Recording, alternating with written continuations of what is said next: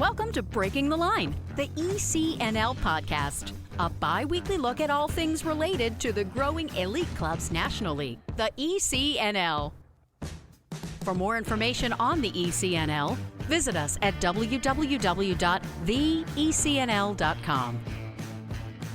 Now, here's your host for Breaking the Line, the ECNL Podcast, former U.S. Soccer press officer and longtime soccer broadcaster, Dean Linke.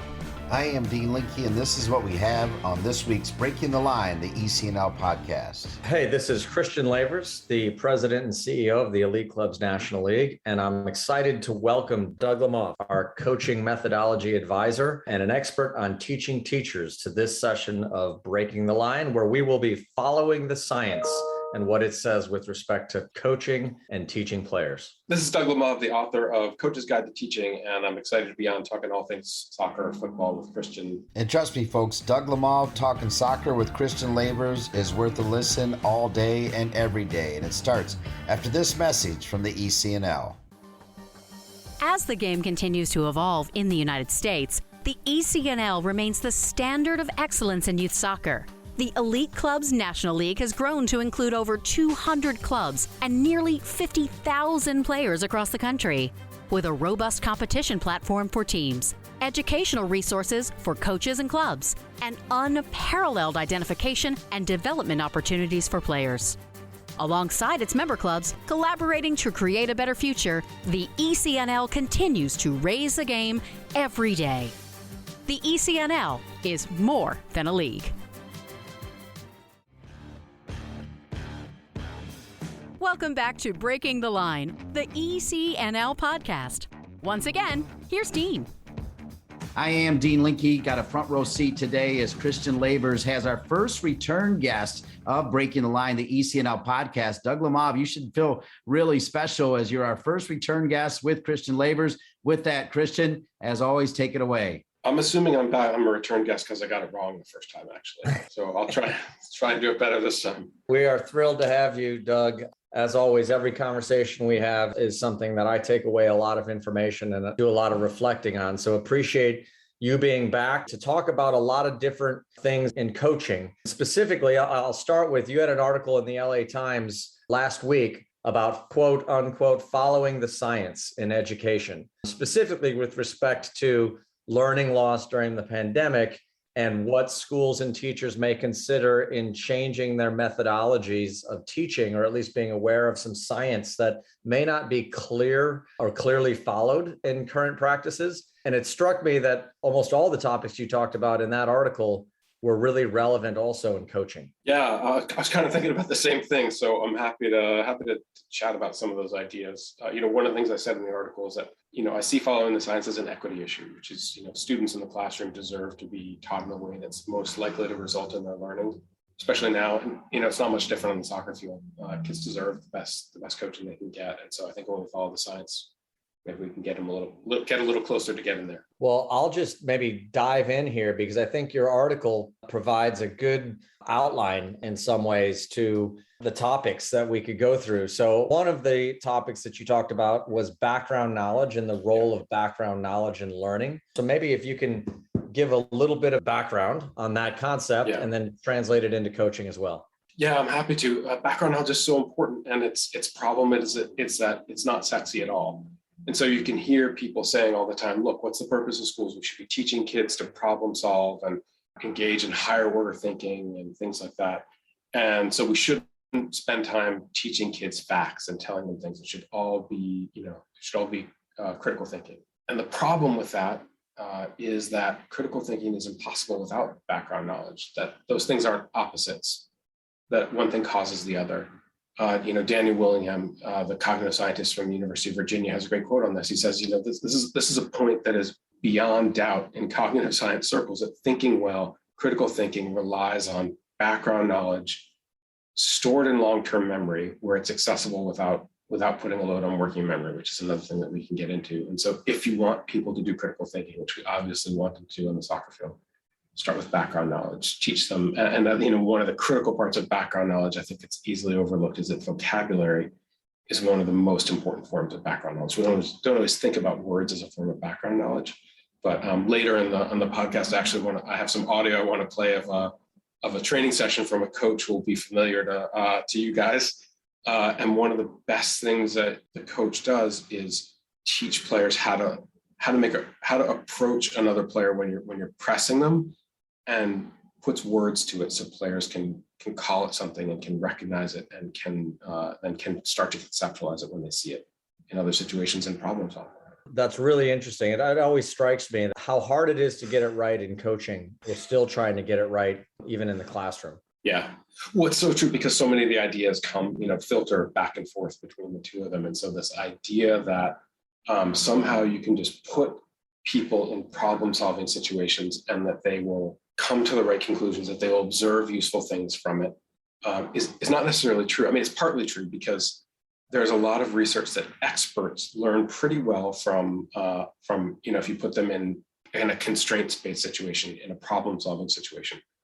But novices don't. Novices, one of the things we know is that perception is influenced by your background knowledge. So if you know a lot about what you're looking at, you learn a lot from the situation. But if you don't know a lot of what you're looking at random things, you're not attending to the most important signals, and so you're not learning as much. So if we drop players into a really rich constraints-based exercise that is designed to teach them to play wide around pressure, it's likely to teach players who already know a significant amount about playing wide around pressure. But the players who don't know as much are less likely to learn from that situation.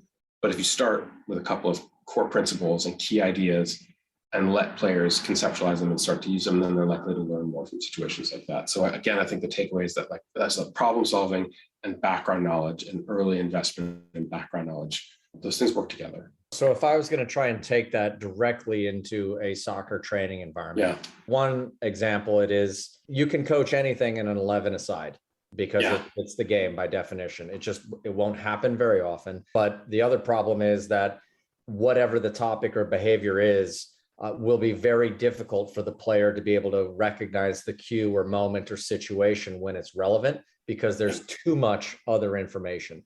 So I think what you're saying is sort of this concept that the game is the best teacher needs a heavy modifier of, in order to learn from a rich, complex environment like the game, and let's just take an 11 aside, you need to know how to do a lot of other things first, so that you can decipher information in the moment better. Or even if I take it even more simple, if you're playing a 6 versus 4, trying to teach a back 4 how to do something, you can probably let the back 4 problem solve when they're more experienced and experts, where they will be able to recognize things that go right, things that go wrong, various cues. But if you're dealing with younger players who maybe don't know how 2 players work together in defending, for example, or how 1 player should pressure, you're not going to be very successful with something that looks very game-like, but the players don't have the information to make the right decision in that exercise. Many of their decisions that they make will be wrong, and they won't recognize the difference between right decisions and wrong decisions in many cases. And if they get them right, they won't really understand what's right about them and what to call them, so they'll struggle to replicate a successful decision. And that's, I just think that's why background knowledge is so important. I was just thinking, as you were talking about watching my daughter's soccer tournament back in the spring, and the the outside back is way out of position, right? She's way too wide. And the coach is yelling, stay connected at her, right? And I'm 100% sure from watching her behavior that she had no idea what the phrase stay connected meant. And so, right, she doesn't understand what spacing should look like in the back 4, right? So it's really unfair to her to be shouting that at her in the moment, because, it's asking her to solve this riddle of what does it mean to stay connected to whom, and what, how connected, how far am I supposed to be from the center back? And so, she failed to adjust her positioning successfully at all. And the result was, eventually a goal for the other team.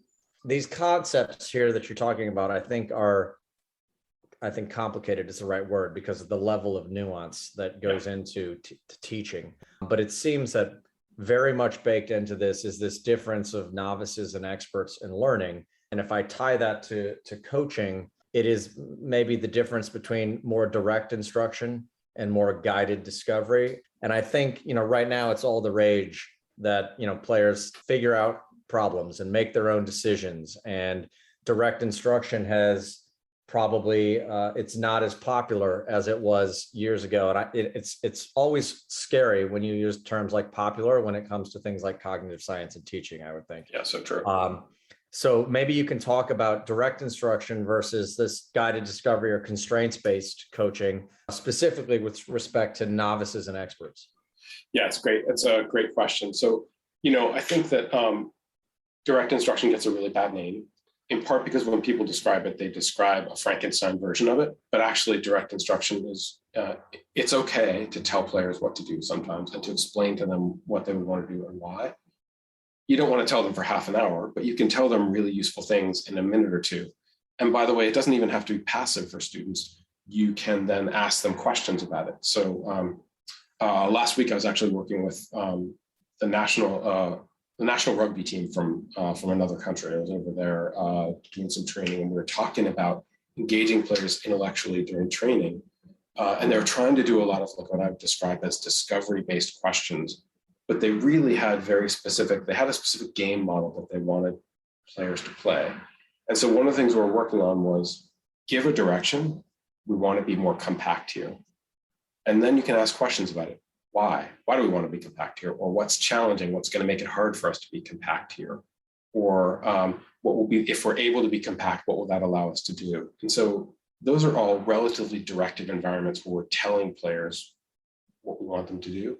It doesn't mean it has to be a passive learning experience where players are just standing there listening to coaches yammer on. But it's steering them to understand and pay attention to the important variables that in their decision making.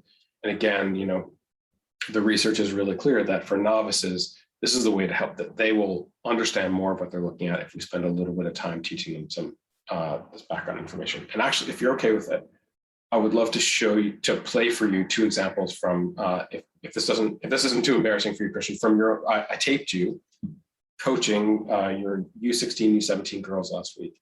I think two of the stoppages are really, really good examples of how background knowledge can help players. So if you're comfortable, could I play them for you? And one, I'd love to hear what you hear in them first, but then I'll tell you some of the things that I think are important. Absolutely. I'm gonna hate hearing my own voice, as I think everybody does. But go oh yeah, then you never get over the nightmare of being videotaped. But so let me just set the stage here. This is two stoppages that I spliced together from your session, Christian. It's a defensive session. You're working with the girls on the defensive principle of force the opposition wide and keep them there. And so the first thing you say is like, what's the first principle of defending, force them wide and keep them there? And then this is your conversation with them over two stoppages.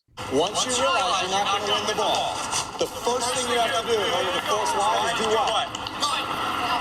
You got to occupy the middle of the field.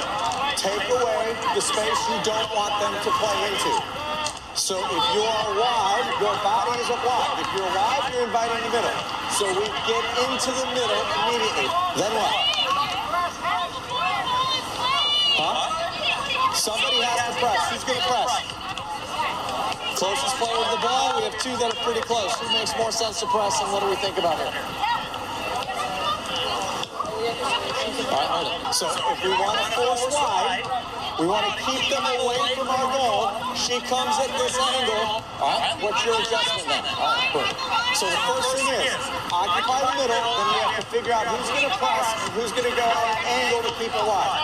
Occupy the middle, and then think about the angle of the press so that we keep it the way we want. Play. So that's the first stoppage. And let me just play you the second one here. We can talk about them both. And regardless of where the pressure is, high or low, it starts the same way. It is not straight at the ball. What is the first step? First step is to the side. To the side, so I'm coming at her off of her shoulder. That alone, one step, makes the game more predictable, makes her more reluctant to go this way.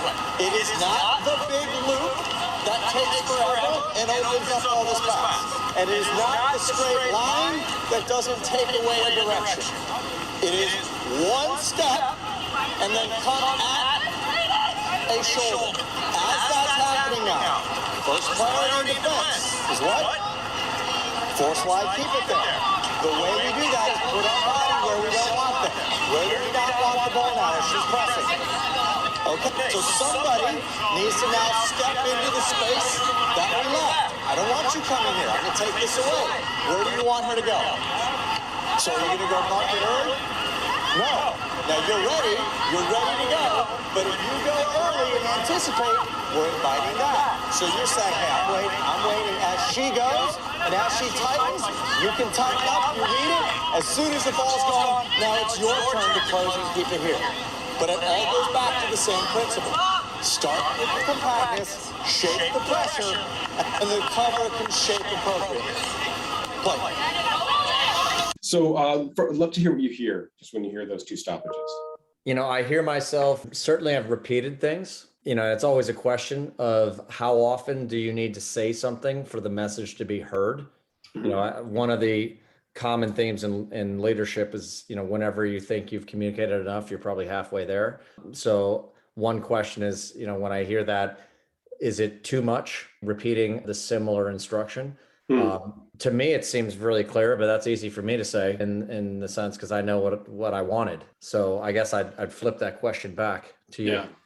Well, one of the things that I was struck by, particularly I was thinking about the second stoppage, where you're talking to the girls about like, what is the angle you take when you press a ball? I just think about, and how does it relate to what I'm trying to accomplish here, which is I'm trying to protect the middle of the field, right? And you say you don't run right at her, and you don't make a big looping run. You take one step to the side you want to protect, and then you approach her shoulder. And I just think about the number of the percentage of times where players are pressing the opposition and they have no idea about how many iterations would it take a player to figure out the subtlety, the details that you just shared with your players about what it means to press. I think somehow the notion that this is taking away problem solving from players is hugely erroneous. That think of how much problem solving there remains to be. Right after this, you're play, go, and they're in a really challenging. It's a really high pressure 4-on-4 where they have to protect the middle against their teammates. How many complex iterations of figuring out how to do it in different situations, right? Who's going to press first? When do I press? At what pace? When do I recognize the cues? There's a ton of problem solving and decision making to go here for players. But without this guidance, this background knowledge of what does my approach look like when I'm pressing the opposition, for the most part, players are going to get it wrong. And I guarantee if you walk out to most U16, U17 training sessions or games, you're going to see players who have no idea how to press. Certainly not how to press in coordination, which you're also talking about here, which is to the second player. Once she's pressing, how do you time your run? And so I think that I just think this is a great example of the gift of knowledge, right? This doesn't prevent problem solving from players. It allows them to problem solve together around a shared goal. The principle that you've shared with them is, what are we trying to do? We're trying to protect the middle. We're trying to protect space. We're trying to force them wide and keep them there. Yeah, I suppose what that makes me think about is, and I say this relatively frequently, is that the instruction of what we want to happen is not complicated. The process of doing it quickly and repeatedly is exceptionally difficult. So what is not hard, doing it in a chaotic environment and not forgetting or not, missing the opportunity completely is really where the challenge comes. Pep Guardiola's principles of play are really simple, and you could list them on one page. The challenge is doing it against Jurgen Klopp's team, doing it in, under complex circumstances with changing defense, with, in a coordinated way that, the challenges in the application. I just think the notion, which is sort of romanticized out there, which is that somehow if we put players in the perfect environment, they're going to infer all of these things, that the answers are somehow inside of them already, that these players, as they're running around, they understand the angle that you should take in approaching the opposition when you're pressing. And that if we just put them in enough situations and ask them enough questions, it will emerge from each of them. I just don't think that's very real. It's a myth, right?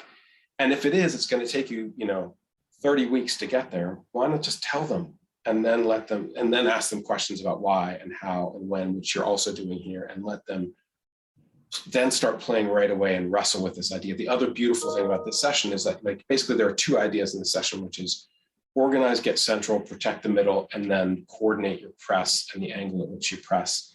And they spend an hour with their attention focused on focus solely on these two aspects of play. And you can literally see them improving in the course of the session because they start with a shared understanding of what they're trying to do and how to do it. And then you can see them working together to figure out the coordination of it. We're here on Breaking the Line, the ECNL Podcast. Christian Lavers, the president and CEO, our return guest, Doug Lemov, who also brought in some fascinating video of our special host, Christian Lavers. We'll take a break, be back with more Christian and Doug after this. Nike is a proud sponsor of ECNL Girls. Nothing can stop what we can do together to bring positive change to our communities. You can't stop sport because #you can't stop our voices. Follow Nike on Instagram, Facebook, and Twitter. Soccer.com is proud to partner with the ECNL to support the continued development of soccer in the U.S. at the highest levels. We've been delivering quality soccer equipment and apparel to players, fans, and coaches since 1984. Living and breathing the beautiful game ourselves, our goal at Soccer.com is to inspire you to play better, cheer louder, and have more fun. Visit Soccer.com today to check out our unmatched selection of gear, expert advice, and stories of greatness at every level of the game. Welcome back to Breaking the Line, the ECNL Podcast. ECNL President and CEO Christian Lavers with a special visit with Doug Lemov. So Doug, I wanted to jump on something you had just mentioned before on this session, and of which I was kind of the guinea pig. And this is based on a lot of learning from you, actually, and some of your writing. I, as a coach, have tried to spend more time focused on less topics. With respect to hopefully focusing the attention of the players on those things. And I'm very mindful of I think you used the example once of the coaches, 5 stoppages on 5 different topics isn't going to get you very far compared to 5 stoppage on one topic.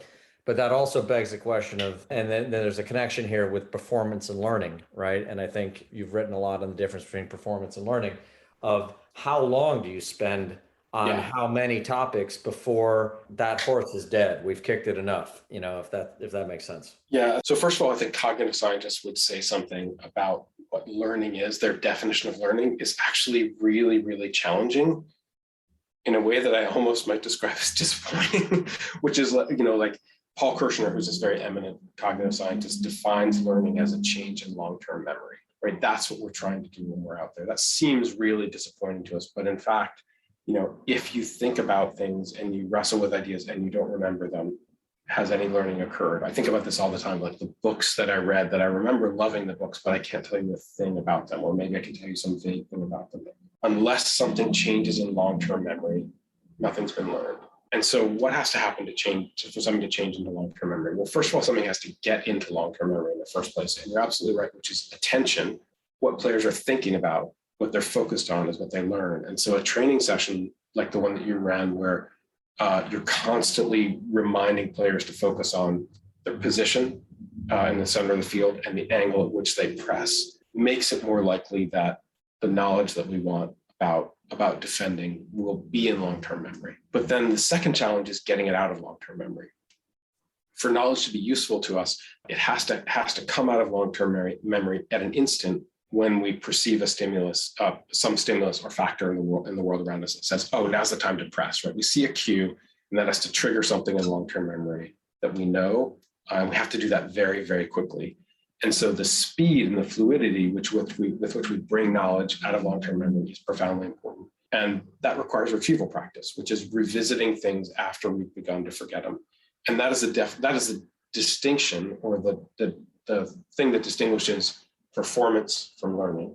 Performance is, at the end of this session, I guarantee you, the last round, your girls are going to be fantastic at protecting the middle and angling their pressure, right? I could see it in this session. But what will happen in the match a week later, 2 weeks later? Will they remember? Well, the facts of human cognition are pretty clear. Like, they will begin to forget. As soon as they're walking to their cars, they've already forgotten a significant amount of it. And then they get home and they talk to their parents and they watch something on TV and they start studying for their homework. And the next day they take a test and they've already forgotten so much of what you've taught them.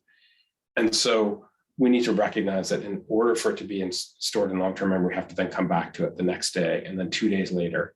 And, another great phrase from a cognitive scientist, the best time to remember something is when you've begun to forget it. That the struggle to remember it causes it to encode more deeply in long-term memory. What's the total number of times you have to come back to something to encode it in long-term memory? No one really knows.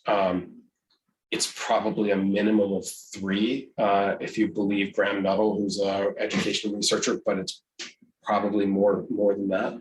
And so I have to remember that even the perfect session will not result in long-term player memory, which is another way of saying things will transfer to the game. So I've got to cycle back to things periodically. One of the great things about cycling back to things, doing retrieval practice, remembering them after, recalling what we did on previous sessions after players have begun to forget it, is that the amount of time you spend recalling it does not necessarily correlate to the power you get from retrieving it. In other words, after you've done this great session, you could probably spend 5 minutes on it. In 3 or 4 subsequent sessions, maybe a day, maybe next week, then maybe later that week, and then maybe 2 weeks later, and that would begin to instill this idea in long-term memory, so that players could access it, and then it would start to come out in game situations. So the difference between performance, I'm able to do it while I'm learning, or while I'm in a training situation, and learning, which is I have it with me forever, and it will show up in game situations, is retrieval practice, which we are very, I can only speak for the classroom, but people it feels like a low cognition activity to be reviewing things that we've already talked about, but it's actually the key to performance. So if I can maybe summarize some of this, because I think this was at a really interesting point with respect to retrieval practice. If you can leverage let's just call it the initial session where maybe the concept is introduced, the behavior, the decision, whatever it may be, that initial session may have a greater amount of time spent on it, or a greater amount of time spent on a smaller number of different pieces of information relevant to that. You can actually leverage that session with much shorter reminder or retrieval sessions later. So if I put an hour into this topic on day 1, and then 20 minutes on day 7 and 10 minutes on day 12, and I'm making that up, whatever training number, we actually, a little bit of retrieval practice leverages that first session to be really, really impactful. But the failure to do any retrieval practice can almost make that first session, I don't want to say irrelevant, but it can make it really, really reduce the value of it. Well, that's the irony of it, which is it's such an efficient tool, which is if we spend that little bit of time reviewing it, coming back to it later, we don't lose that session. If we do lose the session, right, we have to go back and teach it all over again. And that's, then the cost is huge. And so just investing in memory is actually a really efficient way, so that we're not on this treadmill of like, I thought I explained pressing to you guys, so I have to go back through pressing again. Because again, if it's not reviewed, players will forget it. One just interesting takeaway from this, I have a colleague who works with an NBA team, and he shared this sort of, we have a presentation on retrieval practice that we do. And the first thing that the NBA team did was they put on the whiteboard in their sort of coach's room a list of everything that they had covered in practice, so far during their preseason and the beginning of the season. And before they walked out to practice, they would just write down a few of them that they were going to review briefly for 5 minutes, right before a water break. Great, let's go by, let's freeze. In 2 minutes, water break. First, we're building out of the back. Goalkeeper play. You're going to play the ball out. We're building out of the back. 3 iterations. Players remember it. They struggle at first to remember it.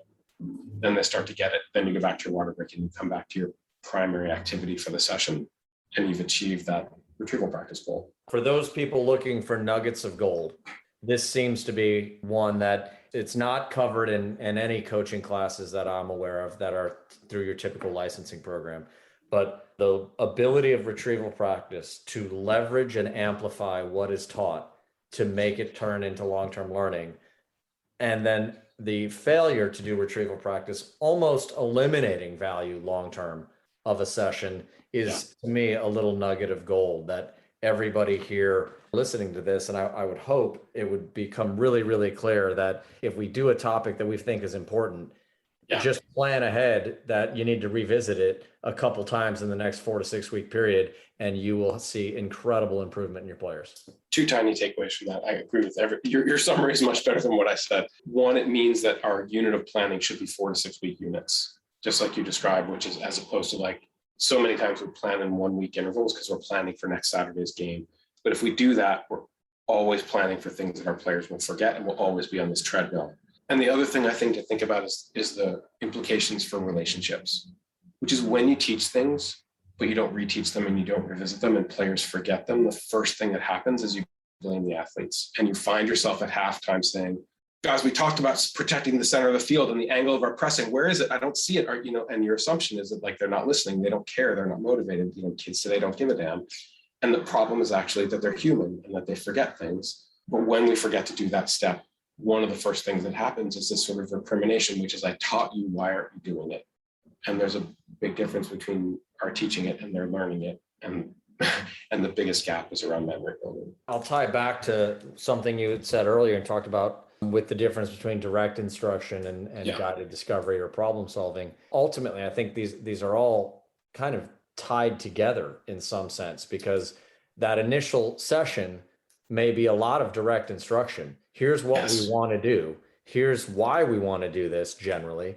And then the problem solving or the discovery piece is how do they do the what? I'll say that phrase again because I think it sounds weird, but how they do the what is really where the challenge comes. And in order to do that effectively, to your point, that's where they have to really know what to look at and when to look for it in order to accomplish what they were taught in direct instruction. You make such a good point there, which is like, because we're talking about memory work, your first assumption might be that retrieval practice is simplistic. And I'm going to be like, what is the angle of approach? But actually the retrieval practice can be, we're going to play 4v4 here. We're going to play 6v6 here. Our goal is to protect the middle. I want to see you focusing on angle of pressing and organization of space in the middle of the field, right? And so the retrieval practice can be complex. It can be challenging. It can even be more complex than the original lesson, which is now we're gonna make it harder because it's going to be 5v4, 6v4, and you're going to have to really adapt what you know about pressing and protecting space to a much more challenging situation. Go, right? So just because it's retrieval practice doesn't mean that, it has to be a simplistic activity. That to me seems to be a place where maybe you see a little bit of the art come into the science, is how fast do you escalate complexity or how quickly do you make the game more difficult or more real from what has been simplified? Yeah, this is a fascinating question, to which I don't think the answer is clearly known. But Daniel Willingham, the cognitive psychologist says, memory is built best when you struggle to remember something, but you remember it successfully. So it shouldn't be so easy that you don't struggle to do it. But in most cases, it should result in success. If it results in there has to be some failure, right? But if it results in too much failure, then learning doesn't happen. And so the question is like, what's the right failure rate and success rate? I don't really know, but I do know that at least like one professional team that I was working with, it's either, their target is somewhere around 70-75% successful iterations and a quarter of unsuccessful iterations. Because another like sort of the psychosocial is always with us. People are motivated when they feel like they have a challenging, interesting problem that's not simplistic to solve, but that they have a good chance of solving it, right? If it doesn't feel solvable, people get frustrated and they start to give up and they feel like, oh, this is a waste of time. And if it's too simplistic, they're like, oh, this is a waste of my time. And so we want people are more motivated for training and they're more involved in training and more engaged if it's challenging, and success is likely but not assured.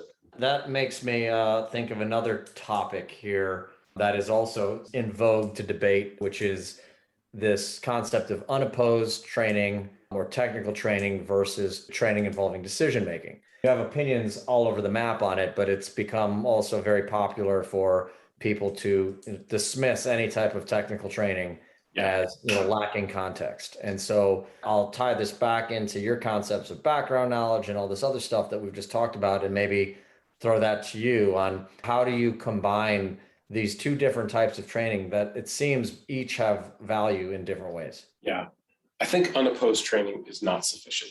Right? It can never be sufficient to prepare you for the game. But that doesn't mean I throw it out entirely. I think it has specific benefits. And there are two things that I'd say about it. One is Hicks' law is this scientific principle that says the speed of decision-making varies according to the number of choices available. So if there are more choices available to you, if you have 12 choices, if there are 12 choices available to you, your decision-making will be slower than if you have 2 choices. So one of the things that unopposed pattern play does is essentially familiarizes players with a set of common choices to play out of like pressure or common situations. So you don't always use them. It's important for there to be variations, but what it does is allow players to, when they're under pressure and when speed of decision-making is especially important, to conceptualize basically a finite menu of potential options that they could use.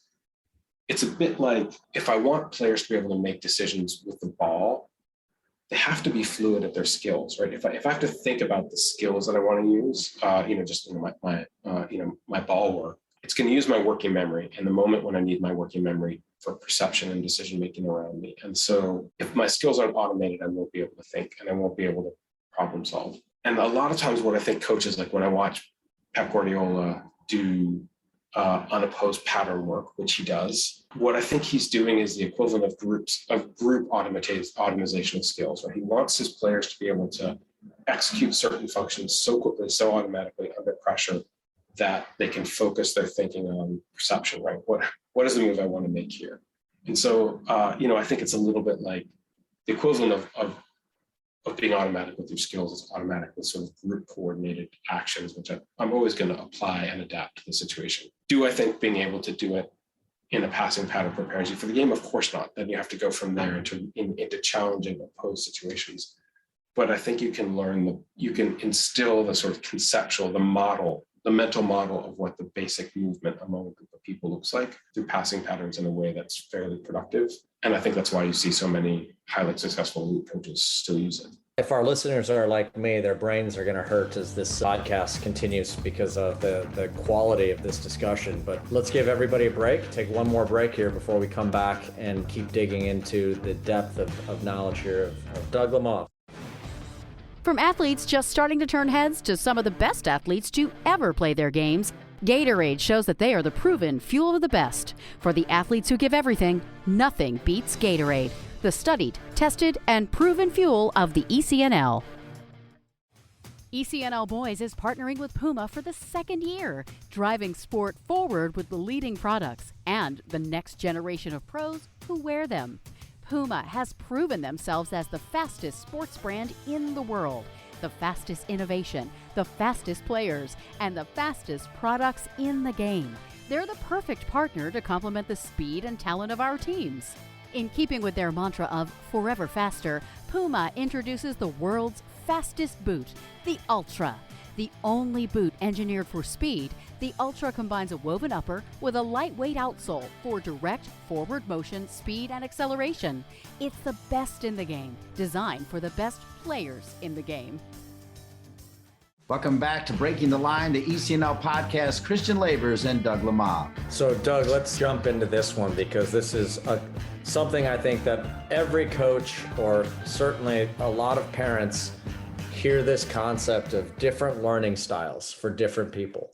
It's one that when first heard has some attraction to it, but the science is not there on every player or every person having a different learning style or a different method of delivery that is perfectly matched to their brain. Maybe talk about that myth, why that myth might exist, and instead how we can think about impacting learning better.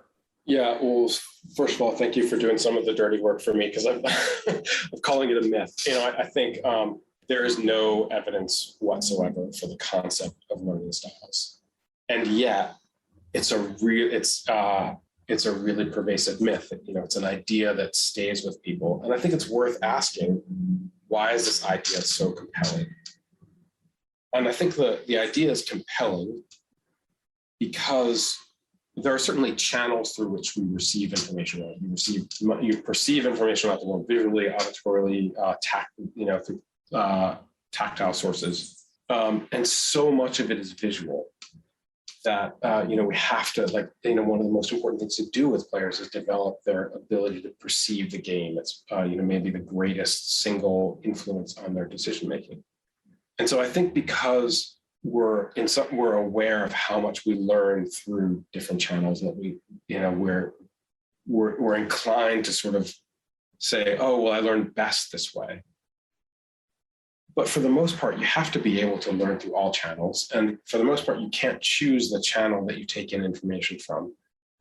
So whether or not it's true that you're an auditory learner or you're a visual learner, I mean, I think it's interesting that most people, when they talk about their learning style, very few people say, oh, I'm a tactile learner.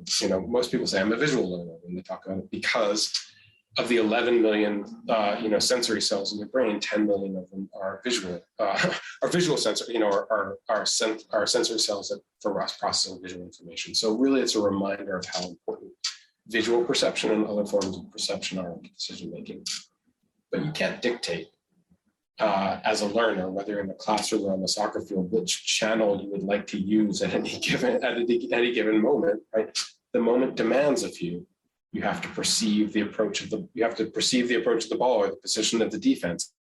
You have to use your trailing arm to sense where the defender is. You have to listen for the sound, for how hard the ball is struck, to react to it. Right. So the notion that we get to choose. First of all, there's no data behind it, but it's actually, I think, in many cases destructive to learners to tell them that they get to choose. The situation demands, and you have to be proficient at gathering perceptive information through as many channels as you can. And really, the challenge of learning is to shift and prioritize your attention to the most useful channel at any given moment, right? So what I'm paying attention to, one of the things we know about the sensory world is there's so much information coming at us through our senses at any given time, that the most important, that I have to prioritize something. And so the important question for a learner is, which sensory channel am I going to prioritize at any given moment? So that's why, to me, like, there's this huge potential for developing players by helping them to use all forms of perception, but particularly visual perception, more effectively. That lots of times we're at a stoppage and we say, pause, guys, what should we do here? And a much better question in many cases is, pause, what do you see here? Because if I direct players' eyes to read, oh, there's pressure in the middle of the field, and we just play back into it, then they will have learned the visual cue that should tell them what to do and what solutions to think about. This may be tangential, but it reminds me of a quote, and I can't remember the source, but sort of said that lecture is the most effective way of getting information from the lecturer's mouth to the student's paper without touching their brain.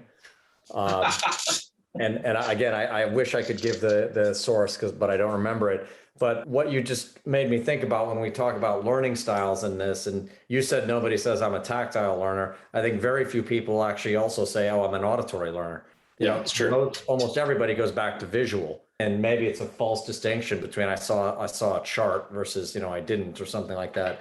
But to me, it also ties back into a lot of the stuff we talked about earlier when we're talking about direct instruction versus questioning. We're talking about the amount of complexity within the environment and the number of choices in the environment. And that really the art of teaching or coaching is managing all of those different methods and all of those different vehicles of conveying information and engaging the listener in a way that gets the brain involved. Maybe that sounds a little bit too 20,000 feet, but it jumped in my head. No, I think it's really profound, which is, we're inclined as humans to want to say, this is the best thing, this is the solution, this is the magic bullet. But in fact, in almost every case, the answer is, as I think I quote you saying in the Coach's Guide to Teaching, it depends, right? Is discovery learning or direct instruction better? It depends. It depends on how much background knowledge your players have and how much context they have for the thing you're trying to teach. Is it better to tell players things or to ask them questions? It depends. I just think it's, so much of the discourse around teaching methods assumes that there's one method that's always correct. And I think really the challenge is being intentional about thinking about what it is I'm trying to teach and focusing on the limited number of things I'm trying to teach, and then choosing the methods that help me get there best. One more sort of related topic I think that comes to mind in this is the assumption that learners are aware and can feel when they're learning. It makes me think back to actually early on in my coaching career, and I think it was Anson had said something in a coaching course somewhere that the session that goes really perfectly and looks really pretty doesn't probably result in a lot of growth and learning versus a session that's messy. But I'll go back to you and say, Is it accurate that learners are aware and know when they're learning, or is that another variable here that makes this so difficult? I think the research is pretty clear that learners are not aware of when they're learning, right? They might think they learn more from a session, but they're not particularly accurate in making assumptions about it, which I think is interesting because lots of people will say, "Oh, you should let the learners decide how they want to learn something." Great judges of their own learning, but actually, they're not. And I think the other point that you make is really important, which is lots of times when we think that we're being successful, we're training players to be successful at practice, at the exercises we do in practice, as opposed to the things that the game will demand of them. And I think we have to think carefully about the difference between those two things. A great example of this is just the science on blocked practice versus serial and random practice, which is block practice is I do the same exercise over and over again, and it's predictable to learners, and so they know it's going to happen. So we work on something for 30 minutes without break. By the end of that 30 minutes, people are going to be really, really good at doing that exercise, that whatever skill that is. But the problem is that there's not that much struggle in it, and there isn't enough what cognitive scientists call desirable difficulty, which is like struggle and challenge, which encodes things more deeply in memory. And so players are more likely to forget more of it. But if I do a few minutes of one thing and go to a new topic and then come back to the original idea, when I come back to the original idea, players will struggle to execute it because they won't remember everything about it, whether it's building out of the back or doing a Cruyff turn, right?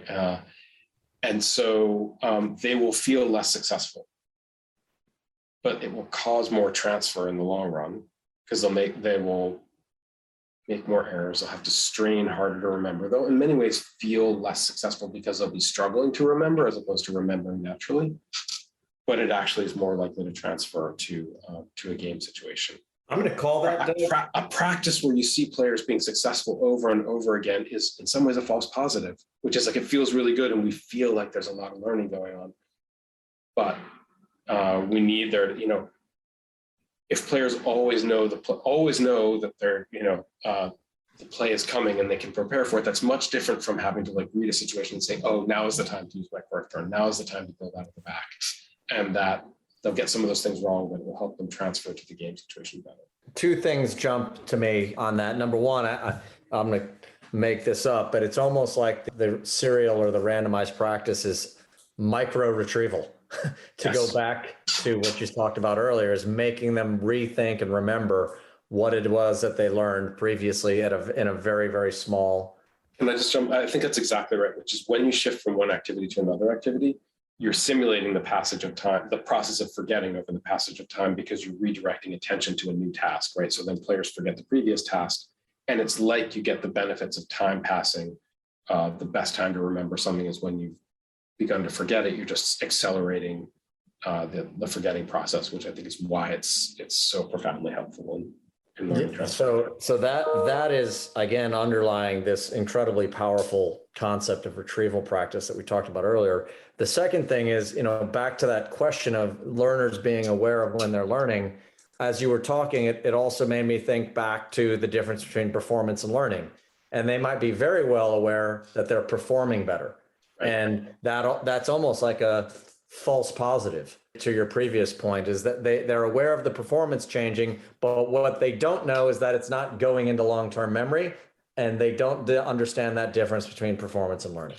Which is so, I think it's such an important point, because it's why we have to help players be comfortable with the idea of struggle, particularly elite athletes whose identity is built around their success, right? I'm a top tier soccer player, right? And so when I struggle, I feel less like a top tier soccer player. And so my goal is to put myself in environments where I'm performing better, but not necessarily in environments where I'm learning better. There's a small section in the book where I write about this exercise that I watched at the Philadelphia Union Academy session, where the coach is asking players to play the ball first time with like a chop. So they play underneath the ball and it has backspin. So their first touch is across their body, it has backspin to play the player off to their side. And the players are almost refusing to do it, right? They're really elite players and they keep playing it with the side of their foot, which is a simpler play. because they want to do what they're good at, and they're trying to avoid doing what they're bad at.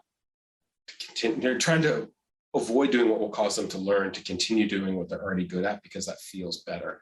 And so the coach's whole job here is to be like, I know you can do it with the side of your foot. I want to see you chop it. I want to see the backspin, even if it's a bad pass. Like, so much of it is a psychological work of getting players comfortable with struggle, because that's a critical part of going from performance to learning. Well, this has been an incredible discussion, Doug. I think we could go on, and we might have to have you back again. Not because, you screwed it up the first time, but because we could just keep going on this. I'm not ruling that out.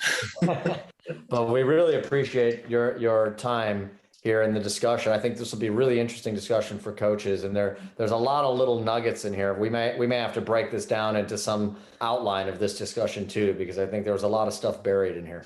It's my pleasure. It's great chatting with you, and I look forward to doing it again soon. We all look forward to that. I want to thank Christian Lavers and Doug Lemov. We also want to thank Jen Winnicle, Jason Cutney, Doug Bracken, Andrea Wheeler, Jacob Bourne, all the great folks at the ECNL.